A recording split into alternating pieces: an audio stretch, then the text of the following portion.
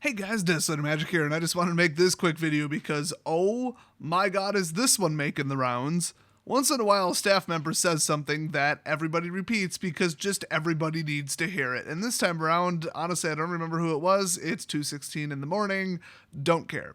Kinda would rather go to bed than make this video, but I also kinda would rather make this video than go to bed. You know those rather poorly reviewed, usually summed up as ugly Invocation cards that are the ultra rares in the Amonkhet block? Well, somebody at Wizards, don't remember if it was like Rosewater or somebody else, I don't know. They said, oh, they were intended to not be easily readable, like immediately, like upon first glance. And I'm thinking, okay, I kind of suspected that. I'm not even that surprised. The reason people are like tweeting it and quoting it and putting it in their videos and stuff is because they seem to think that that's stupid. The whole concept is stupid. But let me just say, you look at one of these and like, yeah, did they accomplish their goal? Absolutely. It is still readable if you try hard enough, but at first glance, it's like, why is there just symbols there? But then you look closer, take a second look, and you're like, oh, that's kind of cool. They like added symbols, but then it spells something in English, so it's kind of like a mix between hieroglyphics. What did I just say? Hieroglyphics and English. Or I should say, the Roman alphabet, not just English. Actually, if I'm not mistaken, I think those cards are printed only in English, but still. You guys are going to think I'm crazy, but I totally get what they were going for, like artistically. Mostly because, I'm no artist, I've said that before, but I've got, 10 years plus of Photoshop experience of all kinds of designs, ad designs, mailers, handouts, coupons, posters, you name it, I've designed it. I know some of the basic, design concepts like, make it an illusion, make it eye-grabbing, do this, do that, make it misleading, make it, look wrong until you look closer. Yeah, that's basically an advertising technique. Oh, and also one of my degrees is in web design, so that kind of comes into play a little bit too. So I get the idea and the way that they pulled it off. Yes, absolutely. They pulled off the goal. That probably was the best way to do it. Even like the balancing left to right where they put the text instead of starting it on the far left and following it up with symbols, that wouldn't have worked as well. You would have spotted it too quickly. So did they accomplish the goal? Yes, they absolutely did make it purposely not readable upon first glance until you try harder. Take a guess what I also, share your feelings with about that idea as a whole. It's freaking dumb as hell.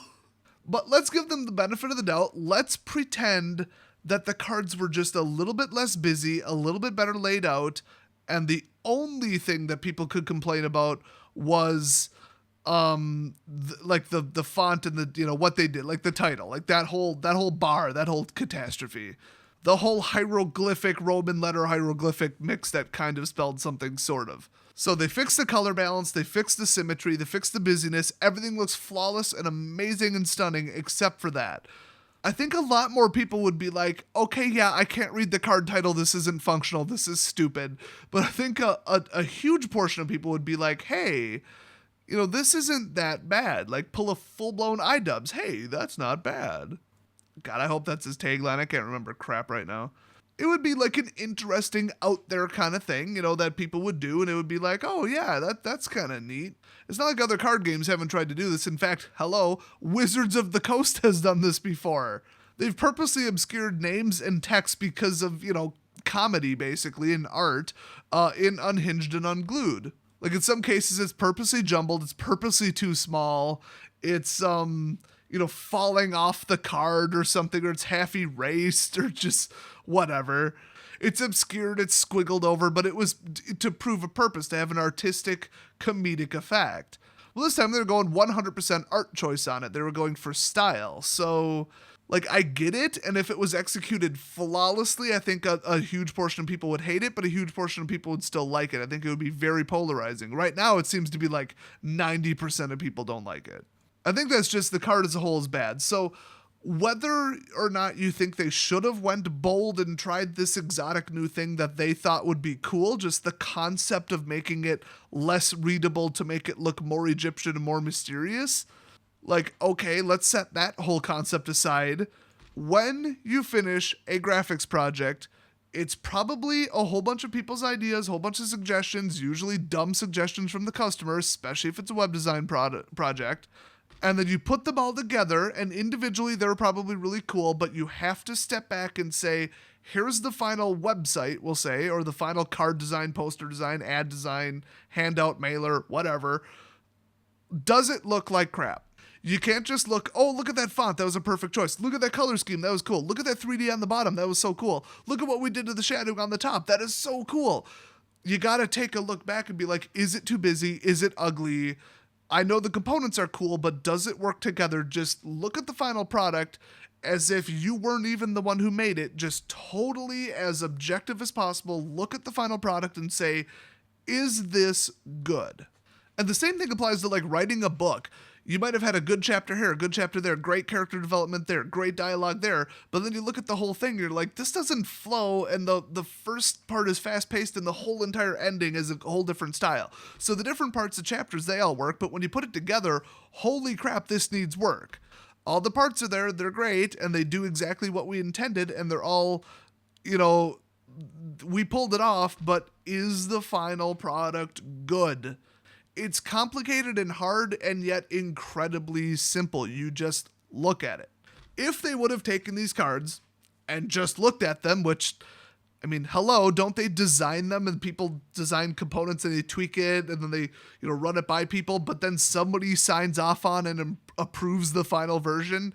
And why the hell would it be the person who just designed it? Because of course they're going to approve it. They designed it. So it's like, who the hell signed off on these? Like that, I'd love to know.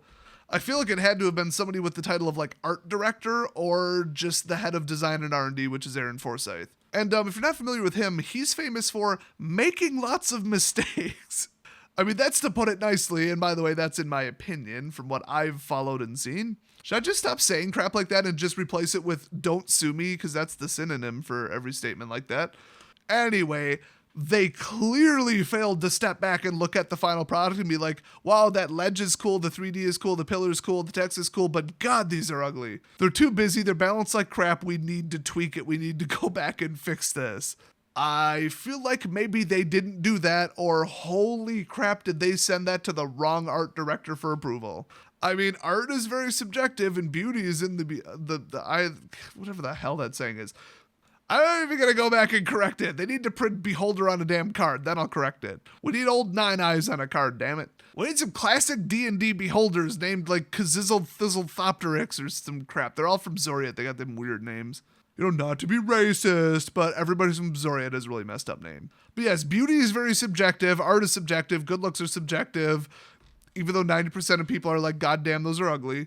Apparently somebody approved it and said it looked good. Whatever, you know, whatever. So I think that's what really went wrong. And their original intention wasn't necessarily that bad. I mean, I think here's a card, it's worth a ton. If you pull one, you might want to play for it or play with it. You might want to keep it in your collection, your binder, frame it, get it graded, whatever. You know, just keep it as a collectible because hello, it's limited edition, duh. But if you really wanted to play with it, which, I mean, a lot more people are playing with these, like, Masterpiece cards than I thought. Like, especially the Gear Hulks. I mean, they're down to, like, $20. I think Cataclysmic might even be, like, 15. For $15, guess what? Somebody's going to throw it in their deck.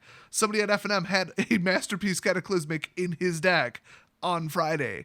So the decision to make it purposely obscure to read, like, it would have looked cool artistically, maybe, but really it was just stupid. So I think that and the fact that they didn't step back and say, is this card not good looking as a whole, ignore anything that went into it, they clearly did not do that properly either. So that's what really led to it, but at least now people are saying, oh, these people are so stupid. They said they're purposely making it not readable. That's the dumbest thing I've ever heard. No, they were going for an art thing, okay? At least they had like a logical reason behind it. They didn't just have a random idea generator and it popped up, make your stuff look like crap with hieroglyphics, and then they went with it for literally no reason.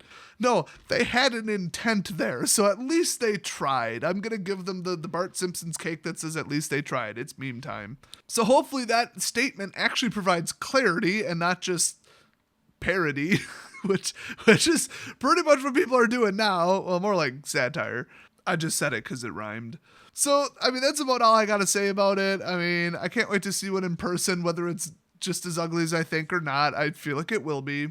They're at least like 75% cool looking and 25% an overcomplicated busy mess. So like I'll enjoy looking at it 75% as much, maybe? I mean, you draw a mustache on Mona Lisa, and guess what? That don't just lose 5%. Okay, you just lost about 95% of the artistic merit of that thing, so it doesn't quite scale that way. So what do you guys think? Does that sound reasonable to you? Do you think they did at least hit the mark, but they were stupid for doing it? What is your true and sincere, after this much time, impression of those wonderful cards? And the big question is, do you want them? Do you personally want them? If you opened one, would you want to keep it, or would you immediately trade it away because you're like, oh, this is ugly? That is what I'm really curious about. Because the number one most concerning speculation right now that people are talking about is, are the prices going to crash down to virtually nothing? Or are they going to go up because they're so exotic and so weird and Wizards is never going to do it again? We hope. Let me just throw that in. We hope they're never going to do this again. FYI, there's about a 100% chance that Hour of Devastation is going to have the same card frame, so have fun with that. That's about all I got to say about it, so you guys have a nice day, and I'll see you next video.